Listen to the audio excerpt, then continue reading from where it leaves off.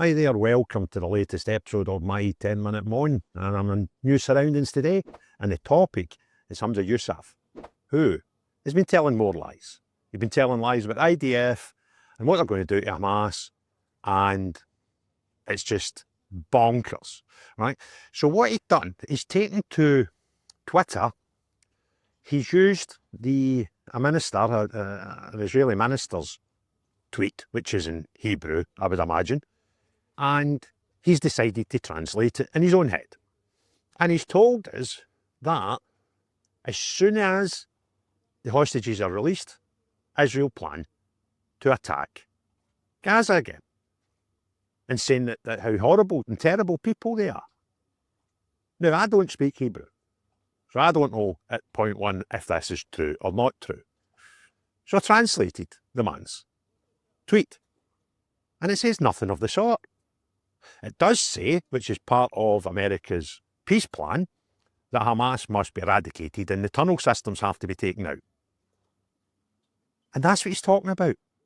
He says that as soon as the peace is in place, then they have this task of destroying the Hamas tunnels. Not bombing Gaza, not bombing anywhere, destroying tunnels. Now, you might need to destroy tunnels with explosives, which are preset, like when you bring a house down, when you bring building towers and stuff like that down, controlled environments. But Humza, who I'm guessing can hit the translate button the same as me, will know that fine well. And it doesn't say anything as he's suggesting that they're going to start a bombardment again in Gaza.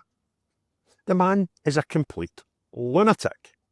Now, there have been suggestions. Now, we need to turn the clock back a little bit, 2 years ago, when this crisis started with the 7th of October attacks, in which his in-laws, the Al-Nasras, were in Gaza.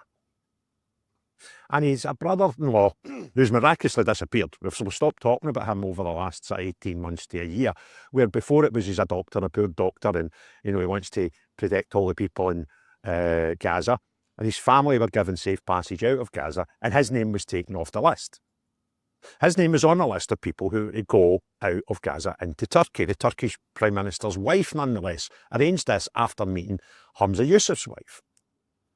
Now, miraculously, his name was on the list originally and was taken off. And there were some people suggesting at the time that that might have been taken off for security reasons, because they didn't want anyone with connections to Hamas to be taken into Turkey. Or Hamas may have taken it off because they didn't want them to leave the country. Either way, there were suggestions at the time, quite scurrilous suggestions, that the Al-Nasras in some way were connected to Hamas. And when you get stupid comments like this from Hamza Yousaf, is it any wonder that people suggest these things? Because here's a man with apparently no connection whatsoever with Hamas, but has such a one-sided view on what is going on and is now telling complete lie. Behind me is Glasgow Sheriff Court, one of Europe's busiest courts. And because of that fact, we'll see every week several members of the public and podcasters, etc., facing trials in here for a number of things. However, an increase in number are for posts on social media, videos on YouTube, etc., etc., etc.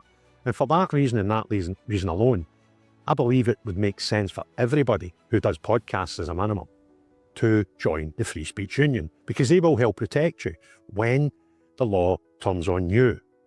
It doesn't give you carte blanche to say what you want as a member, but it does give you the protection to help you when the law goes wrong. This is not now only something that should be considered by podcasters, because we are seeing more and more people each day arrested. Normal people who don't even see themselves as civilian journalists arrested for posts on social media. So it makes sense to join the Free Speech Union, because we live in this country in 2025.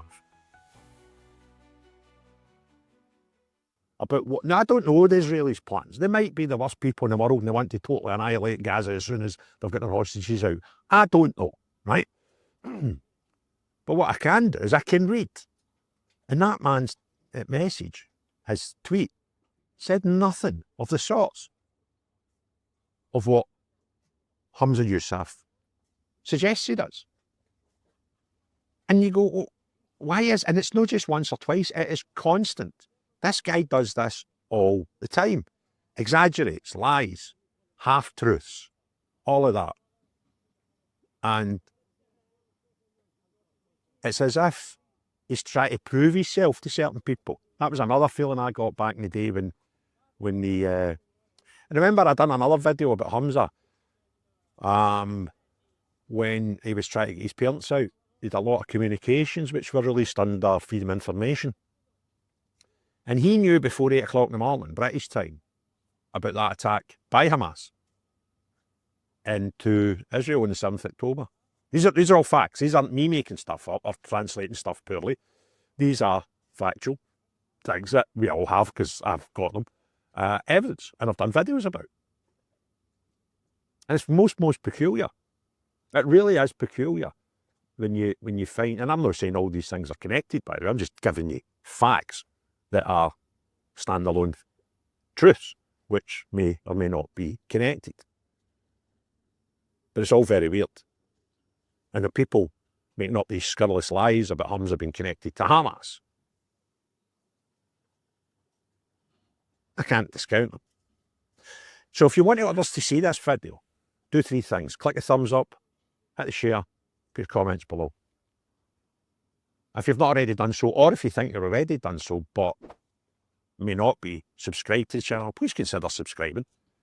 But more importantly than all that, unless you're the type of people that tell downright lies about others, when a conflict, the idea is that we have peace and nobody else gets murdered. But you want to spin tales, lies and misinformation, and not you, but everyone else. Have a great day. Cheerio, bye now.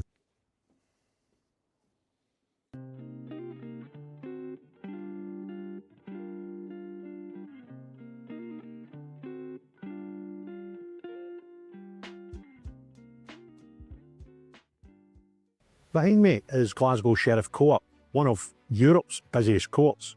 And because of that fact, we'll see every week several members of the public and podcasters, etc., facing trials in here for a number of things. However, an increasing number are for posts on social media, videos on YouTube, etc., etc., etc. And for that reason and that reason alone, I believe it would make sense for everybody who does podcasts as a minimum to join the Free Speech Union.